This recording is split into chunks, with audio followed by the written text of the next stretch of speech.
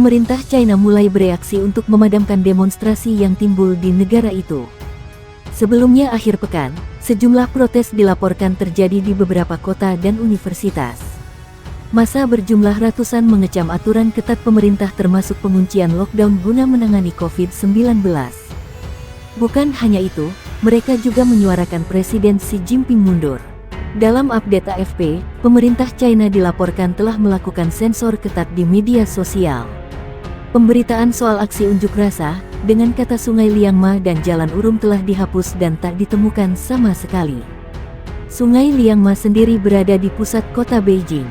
Ini menjadi pusat para pendemo berkumpul meneriakkan yel-yel anti kebijakan COVID-19 dan desakan mundurnya Xi Jinping.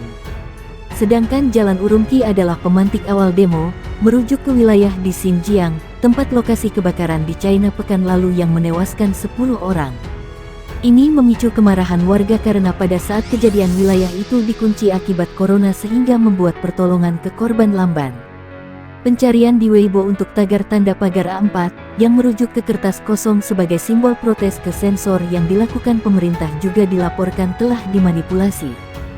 Hanya ada segelintir postingan jika dibanding hari sebelumnya.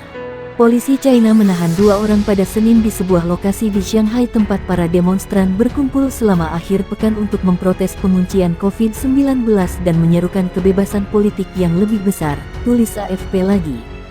Ketika ditanya mengapa salah satu orang dibawa pergi, seorang polisi mengatakan, karena dia tidak mematuhi pengaturan kami dan kemudian merujuk reporter tersebut ke polisi, tambah media itu lagi.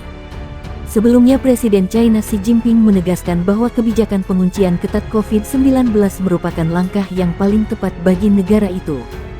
Juru bicara Partai Komunis, Sun Yeli, menjelaskan kebijakan ini telah menjaga tingkat infeksi dan kematian tetap rendah, juga memastikan stabilitas sosial dan ekonomi. Namun, pakar politik China di National University of Singapore, Alfred Wu, mengatakan bahwa rakyat Tiongkok telah mengalami situasi muak.